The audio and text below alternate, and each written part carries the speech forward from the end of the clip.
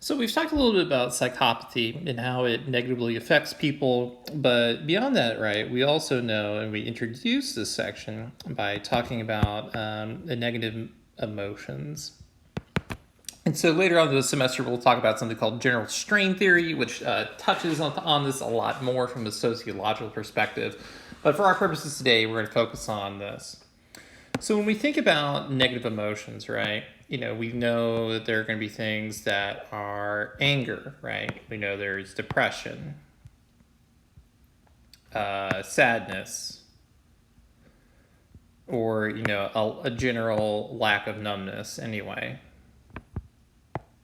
In that you feel nothing, so it's hard to feel good, it's hard to feel bad, so it's restrictive and stuff like that, right? So with these negative emotions, like, what does this actually lead to?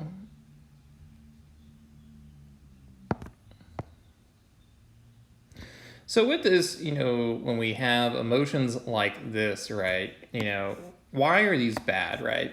So obviously we've all felt emotions. We've all been angry, right? Like I used to be really mad at my parents because I thought my sister was like better treated than I was. We've all been sad, especially when my sister would share Twizzlers with me when I was a kid. Now I hate Twizzlers because I'm like, I never got to have them anyway. So, we've all felt these emotions and they've had impacted. But the big question is, what happens with them? So, some people are different, right? They let their emotions drive them. So everyone feels them, but they're otherwise managed okay. And other people don't manage as well. They become consumed with their emotions, right? So what exactly is the difference then, right? So if you think about what rage does, right, or anger or sadness, right? So if you think about, sadness, how does this manifest itself if you were leading to a delinquent activity, right?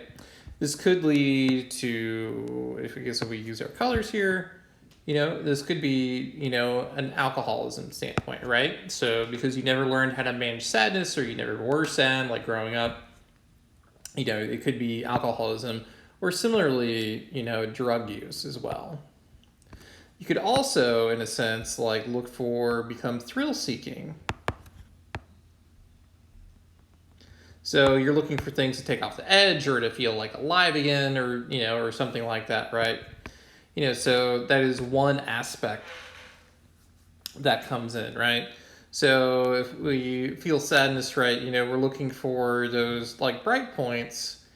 And if you become addicted either to alcohol because it either numbs your sadness or numbs your pain, or drug use because it numbs you as well, especially if you're into things like heroin and other stuff like that. Side note: I was watching Intervention recently, and it's amazing. And like they focus on the ones like the heroin hub, the heroin triangle, which is Atlanta and Philly.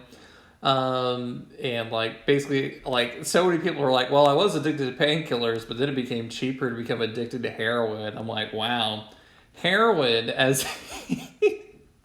Like it's more cost effective to be addicted to heroin than it is to be like Percocet or other prescription opiates. Like baffled. The opioid crisis in this country is such that, well, from an economic standpoint, I just had to start shooting up heroin. It is amazing to me that was the case. Anyway, so with this, right, we have these forms of sadness, and depending on what your crime does, right, you can fetus. How does this lead to crime, though, right? Especially if we focus on alcohol and drug use. So if you're not able to manage it, you don't have a healthy coping mechanism or something like this. If you're an alcoholic, right, you could be more, if you're in a drunk or high state, you could be more prone to rage, right? So you're more likely to punch people that have punchable faces, to become consumed by it, to become blind. Alcohol and drug use definitely impair your level of consciousness and what you are not able to process, right? So they are dangerous from that perspective. Also, depending on it, you could, if you develop a habit, right? It's not uncommon for these people to steal from either from their family. They go home, visit their parents, they're living on the street, they take money from them or something like that. So they can steal from that. So if they steal, they could rob like a store or something like that.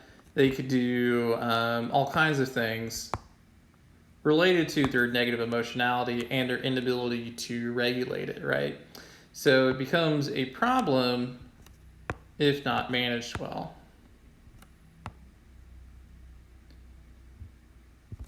If you think about people who have problems with anger, they could also face issues because if you're angry and sad, usually there's some underlying trauma underneath that hasn't been treated.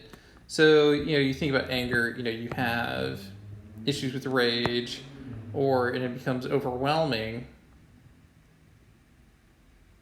inside. And, it's a sort of consuming factor. So the real problem then is that if we have this anger, this can manifest itself by getting into fights and also leading to impaired behavior, right? This could also be related to domestic violence issues. Plus your good old-fashioned murder, right? When you're unable to control your emotions, they end up controlling you. So these negative emotional aspects of your personality they become all-consuming and create a problem.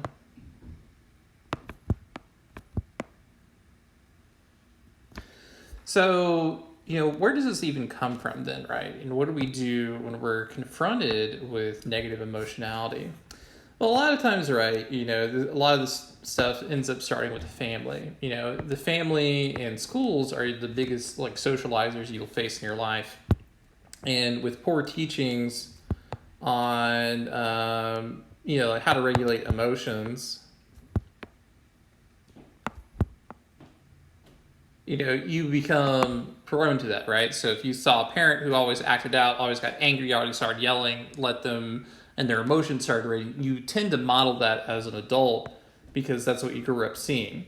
If a school doesn't teach you how to regulate your emotions, and maybe instead they said, okay, well, now you're just going to go to timeout or something like that, that becomes a problem as well because you're not teaching someone how to manage them. You are facing them with punishment, and that could possibly lead to more resentment towards a child or something like that.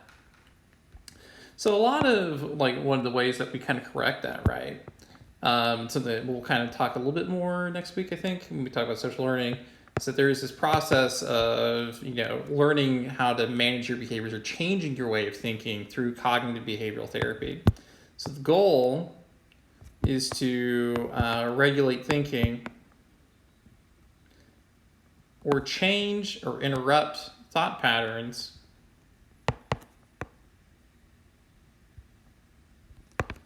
that limit or hamper your well-being and propensity to commit crime.